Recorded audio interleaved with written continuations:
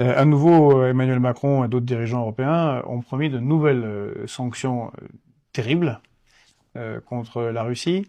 Est-ce que vous avez la Russie a-t-elle des possibilités de riposter et quelles seraient-elles en termes de sanctions économiques? Par exemple sur l'uranium enrichi, sur les terres rares? On a peur de ces sanctions, on ne dort pas. Vraiment, c'est le 17e paquet de sanctions.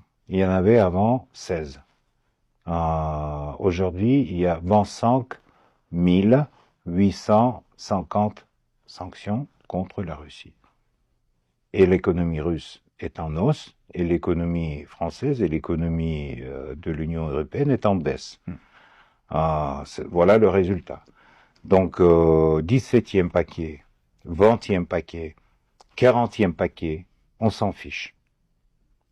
Et donc, toutes ces sanctions, ça amène surtout à l'appauvrissement de la classe moyenne en Europe. Parce que le prix de gaz, le prix de l'électricité, le prix des gasolines, tout ça est en hausse.